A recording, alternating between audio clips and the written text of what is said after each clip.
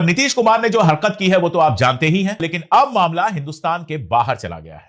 अब मामला अरब मुल्कों तक पहुंच गया है। एक अकाउंट है saudiexpatriates.com, इसने बाकायदा इस घटना को रिपोर्ट किया है, इस घटना पर ट्वीट किया है और आप जाकर वो अकाउंट देखेंगे। जब मैंने देखा 3000 से ज्यादा उसके रिट्वीट हो चुके थे, काफी ज्यादा उसकी पहुंच बन चुकी थी। इसका असर यह होगा कि इनके रिश्तेदार, इनके जानने वाले जो हैं सऊदी अरब में, यह खबर उन सब तक पहुंच जाएगी। मीडिया का जमाना है, ट्वीट यहां लगता है और सारी दुनिया में फैल जाता है।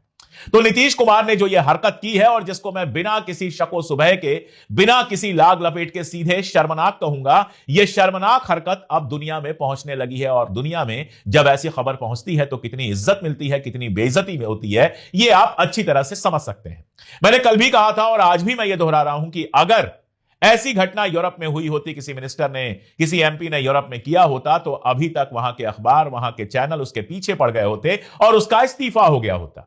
लेकिन यहां आप बदतमीजी की हद देखिए। संजय निषाद यूपी के मंत्री हैं, उनसे इस पर बात की गई तो उन्होंने कहा कि अरे वो भी तो आदमी ही है ना, छू लिया नकाब तो इतना पीछे नहीं पड़ जाना चाहिए, कहीं और छू लिया होता तो क्या होता। यह भाषा एक मंत्री की है, सड़क के गुंडे की भाषा, चौराहे के लंपट की भाषा, यह उत्तर प्रदेश के मंत्री की है। संजय निषाद साहब एक दलित समाज से आते हैं और अपने समाज के सम्मान के लिए लड़ने का दावा करते हैं कि निषादों के सम्मान के लिए मैं लड़ रहा हूं और उसी के नाम पर उनको मंत्री का पद मिला हुआ है। आपको एक मुस्लिम महिला का सम्मान समझ में नहीं आता है? और मुस्लिम भी छोड़ दीजिए, मैं तो मुस्लिम की बात ही नहीं कर रहा हूं, एक महिला के सम्मान की बात है।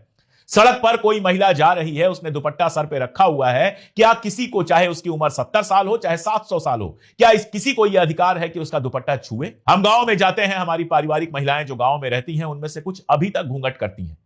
क्या किसी को यह हक है कि उनका घूंघट हटा दे?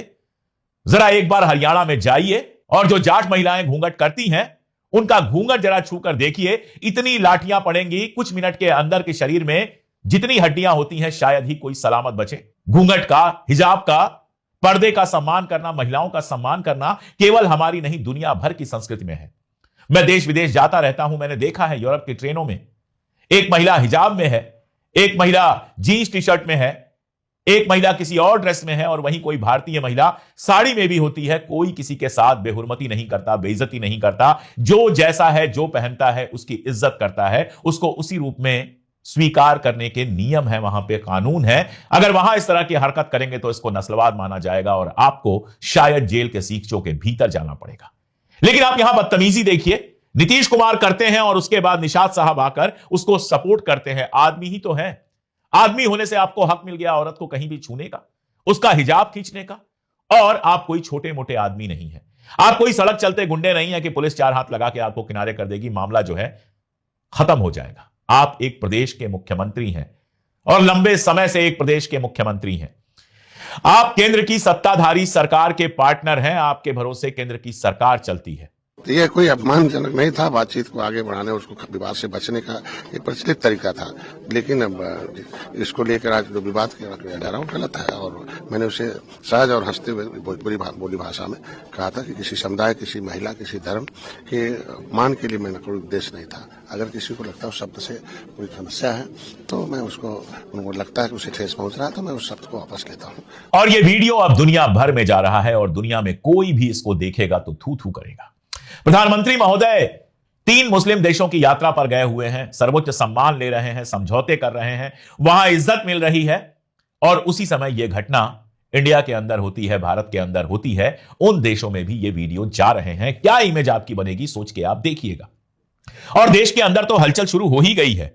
बेंगलोर में वहां एक वकील हैं ओवैद हुसैन, उन्होंने मुख्यमंत्री नीतीश कुमार के खिलाफ आधिकारिक शिकायत, ऑफिशियल शिकायत दर्ज कराई है और उनका कहना है कि यह घटना नॉर्मल घटना नहीं है, इसीलिए सीएम के खिलाफ तुरंत एफआईआर होना चाहिए। इसके अलावा आप देखते हैं कि समाजवादी पार्टी की प्रदेश प्रवक्ता और मशहूर शायर मुनव्वर राणा की बेटी सुमैया राणा जो हैं, वो लखनऊ के कैसरबाग थाने में तहरीर देती हैं और तहरीर देकर संजय निषाद और नीतीश कुमार दोनों के खिलाफ कार्रवाई की मांग करती हैं। कांग्रेस ने तुरंत यह घटना होते ही इसकी मजम्मत की थी, आरजेडी ने इसकी तुरंत मजम्मत की थी, जो विपक्ष के दल हैं वहां पर। आश्चर्यजनक यह है कि ओवैसी साहब अभी तक खामोश हैं। मुझे पूरी उम्मीद है कि ओवैसी साहब जो खुद एक बैरिस्टर हैं, वो इस मामले को लेकर कोर्ट में जाएंगे। बिहार की जनता ने उनको जबरदस्त समर्थन दिया है, बिहार के मुसलमानों ने उनको जबरदस्त समर्थन दिया है, उनके 6 विधायक जीते हैं और इस समर्थन की कीमत कम से कम उनको इस तरह से चुकानी चाहिए कि वो इस मामले को ना केवल सबसे ऊंची संसद जो हमारी है लोकसभा वहां लेकर जाएं, बल्कि सुप्रीम कोर्ट या कहीं और भी जहां वो उचित समझें इसके खिलाफ एफआईआर दर्ज कराएं और खुद मुकदमा लड़ें, या उनकी पार्टी के लोग या उनके जो भी वकील हो वो मुकदमा लड़ें। अगर वो ऐसा नहीं करते हैं तो फिर जो उनकी बातें हैं उनके बारे में कहा जाएगा बातें हैं, बातों का क्या, इसके आगे नहीं बढ़ते आप बातें करके रह जाते हैं, बातें करके वोट ले लेते हैं। लेकिन आश्चर्यजनक है कि 3 दिन हो गए आज तक आपका, जब मैं ये वीडियो कर रहा हूं, एक बयान तक नहीं आया है इस घटना पर। यह अपने आप में बहुत कुछ कहता है, जो समझना चाहे उसके लिए भी और जो ना समझना चाहे उसके लिए भी। इस घटना का असर क्या हुआ है? वो जो डॉक्टर थी, महिला थी, उन्होंने साफ साफ कहा कि मुख्यमंत्री ने जो किया हो सकता है वो इंटेंशनली ना हो, जानबूझ के ना किया हो, लेकिन जो हुआ वो मुझे अच्छा नहीं लगा। वहां बहुत सारे लोग थे, कुछ तो हंस रहे थे। ये जो हंस रहे थे ना, ये सबसे बड़े दरिंदे हैं। खैर, कुछ तो हंस रहे थे। एक लड़की होने के नाते ये मेरे लिए अपमानजनक था। क्या गलत कह रही है वो महिला? मैं बार बार कह रहा हूं कि हिंदू मुसलमान से जिसके आंखों पर पर्दा पड़ गया हो वो अपनी दादी, अपनी बुआ या अपनी मां के बारे में सोचें कि जब वो घूंघट लगाती हैं या सिर पे पर्दा करती हैं बड़ों के सामने, या सिर पे जिसको कहा जाता है आंचल रखती हैं, तो क्या दुनिया में किसी को यह हक है कि उस आंचल को हाथ लगा सके? क्या दुनिया में किसी को हक है कि उनका घूंघट छू सके? क्या उनकी बहन अगर दुपट्टा लगाकर निकलती है तो दुनिया में किसी को हक है कि उसके दुपट्टे पर उंगली भी लगा सके? अगर कोई भी आदमी किसी महिला के घूंघट पर, उसके सर के आंचल पर, उसके दुपट्टे पर, उसके हिजाब पर, उसके बुर्के पर उंगली लगाता हुआ नजर आता है तो मेरे हिसाब से वो मानसिक रूप से विक्षिप्त नहीं है, वो एक अपराधी है और अपराध की सजा मिलनी चाहिए। कम से कम नीतीश कुमार को सामने आकर हाथ जोड़कर उस लड़की से माफी मांगनी चाहिए, कहना चाहिए कि बेटा जो मुझसे हुआ वो गलत हुआ, मुझे नहीं करना चाहिए था, मेरा इरादा ये नहीं था, मैं बाप की तरह बिहेव कर रहा था, लेकिन बाप को भी असल में ये हक नहीं है। असर क्या हुआ है? असर यह हुआ है कि उस लड़की ने कहा है कि मैं नौकरी ही नहीं करूंगी, मैं ये नौकरी छोड़ दूंगी, मुझे नौकरी करनी ही नहीं है। आज के जमाने में जब सरकारी नौकरी मिलना एक नेमत से कम नहीं रह गया है हिंदुस्तान में, बड़ी मुश्किल से लोगों को सरकारी नौकरियां मिला करती हैं, वहां वो महिला आयुष डिपार्टमेंट की नौकरी करने से मना कर देती है और अपने परिवार के पास पश्चिम बंगाल में कलकत्ता लौट जाती है, कोलकाता लौट जाती है, जहां उसका परिवार रहता है। उसके भाई ने बताया है कि उसने नौकरी ना करने का पक्का इरादा कर लिया है। हालांकि मेरे समेत परिवार के सारे, फैमिली के सारे मेंबर्स उसको समझाने की कोशिश कर रहे हैं। हम उससे कह रहे हैं कि गलती अगर दूसरे की है तो तुम उसकी सजा खुद को क्यों दे रही हो, लेकिन उसका कहना है मैं कहीं और नौकरी कर लूंगी, लेकिन अब मैं वो नौकरी करने नहीं चाहूंगी। ऐसा लगता है कि एक पूरा समाज बनता जा रहा है जिसको महिलाओं के सम्मान का, अपने पुरखों के सम्मान का, असल में जिसको तमीज नाम की कोई चीज रह ही नहीं है। इसे मैं आपको उदाहरण देता हूं। एक झूठ संबित पात्रा और बाकी लोगों ने लगातार फैलाया कि सोनिया गांधी जी ने ढेर सारे सूटकेस में भर के नेहरू मेमोरियल लाइब्रेरी, जिसको अब पीएम मेमोरियल बना दिया गया है, वहां से नेहरू जी से जुड़े हुए दस्तावेज हटा दिए। बाकायदा यह सवाल पूछा गया और भाजपा के ही एक व्यक्ति ने यह सवाल पूछा, और जब यह सवाल पूछा गया तो सरकार ने उत्तर दिया, सरकार ने जवाब दिया कि नहीं, नेहरू मेमोरियल से नेहरू जी का एक पन्ना भी गायब नहीं है। अब आप सोचिए, आंख मूंद के आरोप लगा दिया, कुछ भी बोल दिया, कुछ भी कर दिया, कहीं भी हाथ लगा दिया, और उसकी जरा सी शर्म नहीं है।